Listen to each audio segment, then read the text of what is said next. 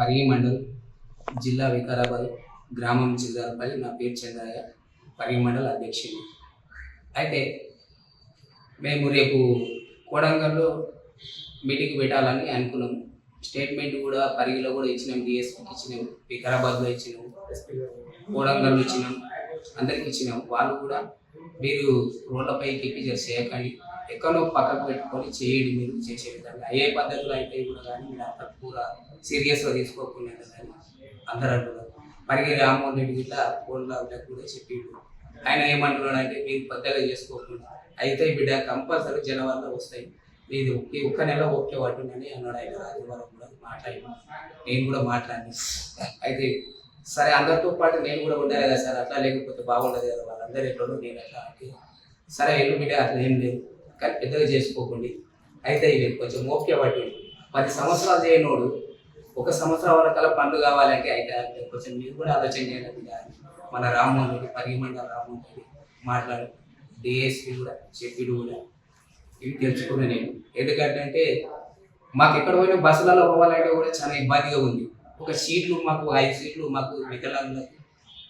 మాకు అందరికీ నమస్కారం. నా పేరు పోతురాజు సుధీరు. నేను భారత వికలాంగ పరిపాలన సమితి వికారాబాద్ జిల్లా వికలాంగ అధ్యక్షుని. రేపు జరగబోయే కొడంగల్లో మరి నిరాహార దీక్ష చేపడుతున్నాం. మా ఆదివారంలో మా రాష్ట్ర అధ్యక్షులు గిద్దె రాజేష్ గారు కూడా ఈ నిరాహార దీక్షకు మరి మద్దతుగా వారు విచ్చేస్తున్నారు.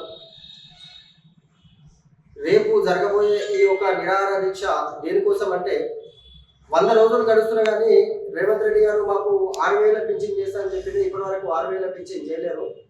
మరి ఈ 6,000 పింఛన్ మరి ఎప్పుడు చేస్తారని చెప్పేసి మేము ఈ ఉద్యమం స్టార్ట్ చేస్తున్నాము. ఈ ఒక్క పింఛన్ ఒక్కటే కాదు, ఎన్నికల హామీల మేనిఫెస్టో ప్రకారం కాంగ్రెస్ ప్రభుత్వం ఇచ్చినటువంటి వికలాంగుల హామీలను ఏ ఒక్కటి కూడా ఇప్పటి వరకు సంవత్సరం కావస్తున్నా కానీ కూడా ఏ ఒక్కటి కూడా అమలు కాలేవు.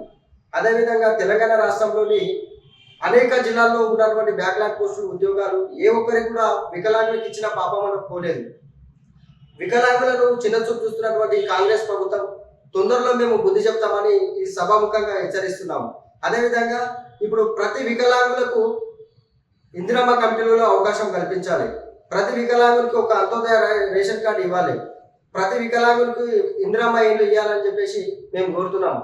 ఇక్కడ వచ్చినటువంటి ప్రతి ఒక్కరికి వాళ్ళ కడుపు బాధతోనే వచ్చింది తప్ప ఏదో ప్రభుత్వాన్ని మేము విమర్శించే విధంగా కాకుండా మనల్ని చూసి మరి ముఖ్యమంత్రి గారు దయ చూపి మరి తెలంగాణ రాష్ట్రంలో ఉన్నటువంటి అనేక ఉద్యోగాలలో మాకు కూడా అవకాశం కల్పించాలని, మన వికారాబాద్ జిల్లాలో మాకు మీటింగ్ పెట్టుకోవడానికి కూడా అవకాశం లేదు.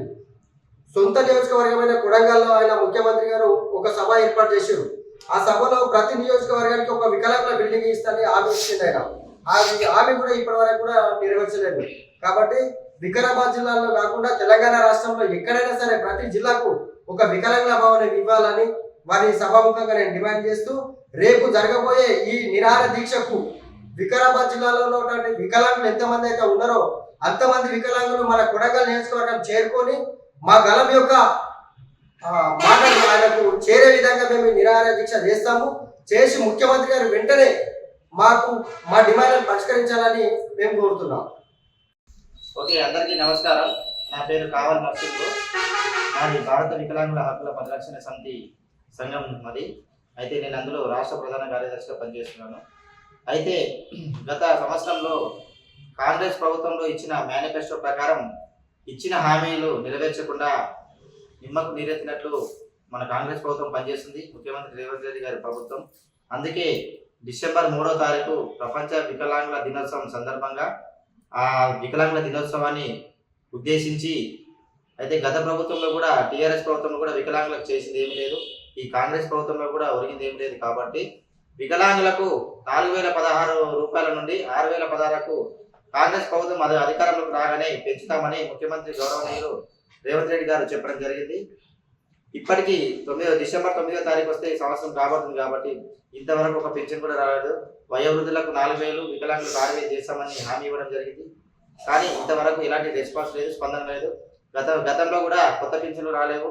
గత 4.5 సంవత్సరాల నుంచి కూడా కొత్త పెన్షన్లు రిలీజ్ చేయడం లేదు. మరి ఎందుకు ఇంత నిర్లక్ష్యంగా ప్రభుత్వం పనిచేస్తుందని చెప్పి నేను సభాముఖంగా చెప్తున్నాను. కాబట్టి రేపు డిసెంబర్ 3వ తారీఖును పరిష్కరణలో తీసుకొని వికలాంగుల దినోత్సవం సందర్భంగా రేపు కొడంగల్లోని ముఖ్యమంత్రి రేవంత్ రెడ్డి గారు ప్రాతినిధ్యం వహిస్తున్న కొడంగల్ నియోజకవర్గంలో 2 రోజులు ఆమరణ దీక్షకు పూనుకుంటున్నామని ఈ సభాముఖంగా తెలియజేస్తున్నాను. రేపు కొడంగల్లో ఆమరణ దీక్షకు ఒక 500 మందితో మేము దీక్షకు దిగుతున్నామని ఈ సందర్భంగా తెలియజేస్తున్నాం.